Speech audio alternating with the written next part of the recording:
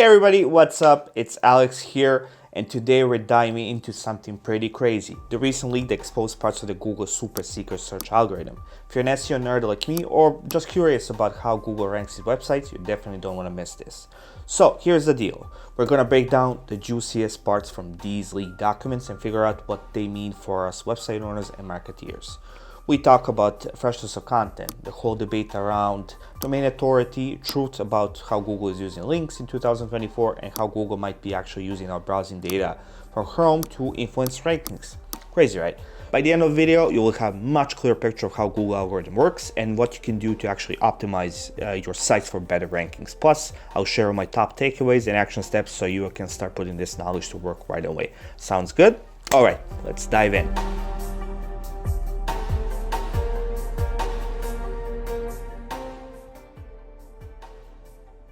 The leaked docs makes it very clear that Google is all about the freshness of and update content when it comes to rankings. They got these key attributes like byline date, syntactic date, and semantic date that are like holy grail of freshness signals. First up, byline date. This is the date that straight up mentioned on your page, telling the Google when your content was published or last updated. For all of you SEO wizards out there, this means you better make sure your content has a clear, accurate date that matches the latest info. Next, we have the syntactic date. This is where Google goes detective mode and pulls date from your URLs or page titles. So if you want to score some extra freshness points, try throwing in a date there where you can. It's like giving your significant post a little update boost. Last but not least, there's semantic date and its trusty sidekick, the confidence score. The dynamic duo reflects Google's deep dive into the date within your content. The key here is to make sure that these dates are in sync with your current content and relevance of your info. Now, here's a pro tip. Take a hard look at your cornerstone content and give it a fresh update. Not only does this keep it relevant and accurate, but it sends kind of like a loud signal to Google that you are keeping your content fresh and clean. And who knows, it might just give your SEP rankings a nice little boost.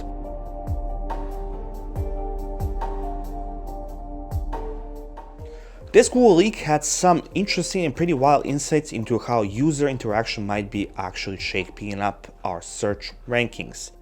They got attributes like good clicks and Chrome trans clicks that hint at Google using detailed data from Chrome to actually gauge user engagement. It's like they're watching our every single move. This actually lines up with some experiments done by SEO guru Rand Fishkin back to 2015. Rand showed that getting more clicks to a page could actually boost its SERP position, which was a major hint that Google is actually using user engagement metrics in their secret sauce. But here's the thing, this idea has been stirring up some serious drama. Gary Elias, one of the Google top guys, straight up called these claims, well, generally made up crap on Reddit. This whole debacle highlights the ongoing beef between the SEO community and Google itself, where they are not being transparent and how the Google ranking factors are actually working. Well, despite all of this controversy, the leaked docs suggest that engagement metrics like good clicks, where users stick around and really dig into content, and bad clicks, where users just bounce back to search results faster than you can actually say algorithm, are definitely playing a role in the ranking decisions. Now, here's my hot take on the future. With this bombshell revelation, SEOs are going to be very tempted to artificially pump up their click-to-rate and on-site engagement metrics. We're talking about some of the tactics like clickbaiting, where you use very crazy titles to actually get people to click, and having a content that doesn't really deliver. Then we have buying traffic, where we are using cheap traffic from click farms, from bots, from sketchy sources. And last but not least, we can have some kind of browser manipulations. We have extensions, plugins that auto-click on search results in similar places. But before you go all in some of these schemes, make sure that you remember to take this info with a grain of salt. While the leak metrics suggest that Google is using click data to measure the user engagement, it's probably pretty good at actually spotting the blatant click-through manipulation. So be careful.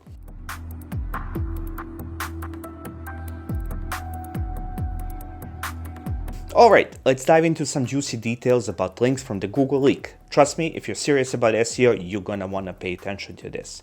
First up, we got link quality tiers. Google got his whole system of categorizing links into low, medium, and high quality tiers based on the click data from the trusted source like Chrome.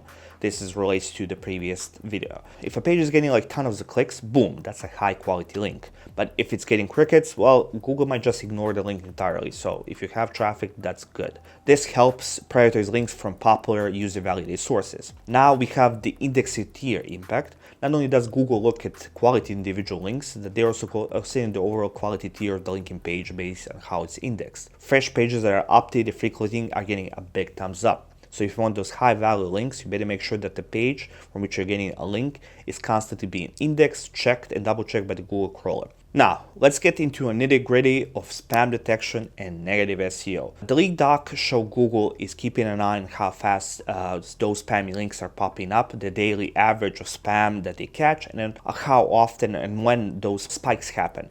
They refer to anchor spam spikes as a red flag for big waves of spammy links that hint at negative SEO. Further, by tracking the velocity of new links with spammy anchor text, Google can discern attempts to manipulate the rankings through link schemes. This monitoring helps Google establish like a normal link acquisition rate for each site in that specific niche and identify any unnatural spikes in low quality links. But get this, it looks like Google has an ability to apply link spam penalties selectively or broadly. They can ignore individual links or all links point to a page if they detect certain red flags like the ones we mentioned before.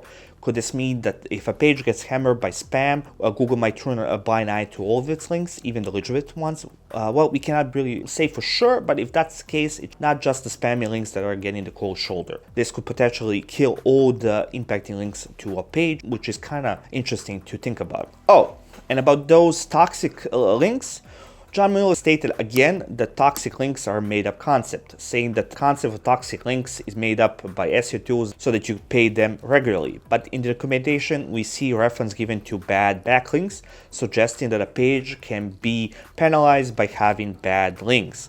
While we don't know exactly how this works and how close are those toxic scores given by SEO tools, there is plenty of evidence to suggest that there is at least a Boolean measure of whether a page has bad links pointed to it.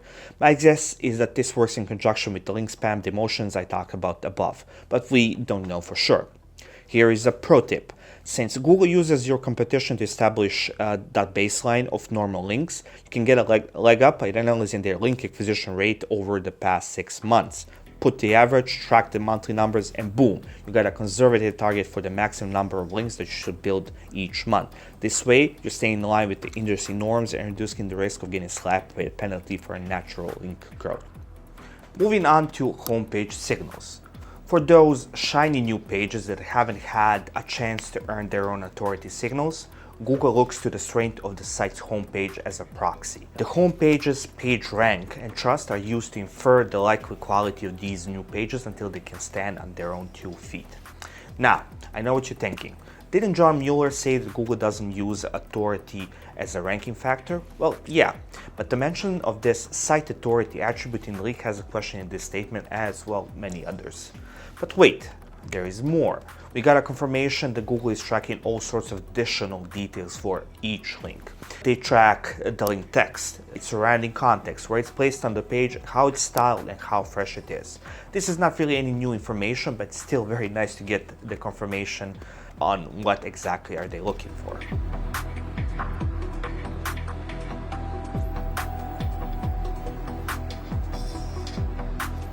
So, picture this. You're browsing the web and you stumble upon a site that looks like it's selling some questionable medical products. But wait a minute, wasn't this site like a couple months ago a legit charity site? Yep, and now you see what happens when expired domains are purchased by SEOs or big companies that want to repurpose them for their own needs. Google has recently started cracking down on what they call expired domain abuse. From the leak, we can see a bit more on how are they actually doing it. First up, we got the created data attribute. This bad boy gets updated whenever a domain is newly registered or changes hands. If Google spots a sudden shift in the content that doesn't match the domain's previous purpose, it's basically like a giant red flag. The algorithms might put the domain in the sandbox until it can prove its legitimacy under the new ownership. Now there is the expired date attribute as well. This tells Google when a domain becomes available for re-registration. If a domain expires and it gets snatched up and filled with new content faster than you can say AI SEO, Google is going to kind of raise an eyebrow. They can compare the expired date to the created date to identify those suspicious domains. But this is not really just about the leaked docs. Google has recently introduced policies targeting expired domains abuse in their search quality evaluated guidelines. This shows that they are not just giving guidance to their human raters, they are also baking in the expired domains abuse detection right into the algorithm itself. In theory, by looking at domain registration history and comparing its current content to its past use, Google can spot these sneaky attempts to manipulate rankings. They can suppress the ranking of domains that are likely to be used for spam while allowing legit domain ownership, transfer, and purposing, in theory. I know what you're thinking. I have been thinking the same thing as well. How the heck can Google score something as abstract as expertise? I mean, it's not like that can just plug in a formula and boom, expert status unlocked. But hold up, because the leaked docs are giving us a glimpse into how Google is tackling this particular challenge.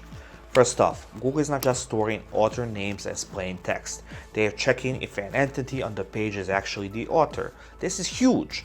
It means that they're not just looking at the bylines, they're trying to authenticate the content and figure it out if it's coming from a legit expert source. But here's where it gets really mind-blowing. Google is using something called vector embeddings to map out authors and their work. I know it sounds like some sci-fi stuff, but it's actually a game changer. Vector embeddings let Google represent text in this crazy multi-dimensional space so they can capture all the nuances and relationship between words. It's like going from basic keyword matching to unlocking the full potential of language. With this technology, Google can assess authorship on a massive scale across the web, even on pages lacking specific author markups. They are effectively linking entities to authors and validating their expertise, authority, and trustworthiness, well, the whole EAT package. This approach takes understanding and valuing content to a whole new level. In my opinion, this is actually a huge step in the right direction. As the internet keeps growing and we see more and more AI-generated content popping up, it's crucial to have a reliable way to assess informational quality. Google's approach not only improves the user experience, but also is serving us to transfer the content that we can be sure it's real and double-checked by actual humans. So let's break it down. Google got these attributes like page embedding, site focus score, and site radius to give us a sneaky peek into how they evaluate sites and page relevance. And let me tell you, after the helpful content update, understanding this stuff is more important than ever. First up, we got page embeddings. This bad boy measures how focused a website content is on a specific topic. If your site has a high site focus score, it means you're crushing it in terms of expertise in your niche. Google is all about that, and they're more likely to see you as an authority in the field.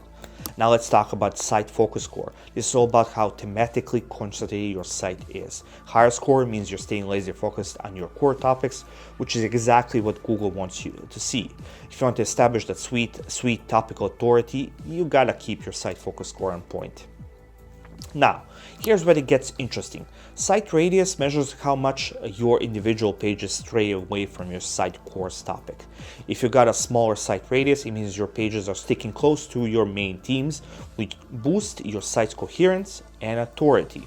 But if you got a wide radius, it means that you're covering too many topics and diluting your site thematic strength. It's a balancing act, folks. Google is also looking at site embeddings and page embeddings. They're like semantic vectors that represent your site's overall theme and the specific content of your each page. Google is using these to check if your declared focus matches up with, the content that you're actually producing. They want to see consistency and relevance, So what does this all mean for you? It means that you got to be strategic about your content. Focus on your core topics and make sure that every page of your site aligns with those themes. The tighter the focus, the more Google is going to recognize you as authority in your space. All right, folks, that wraps up our initial exploration of the Google Documents leak. Thank you for joining me in unpacking these insights. Have a question or a different take on the leak? Well, please drop your thoughts in the comments below. I would love to hear what you think and continue this conversation.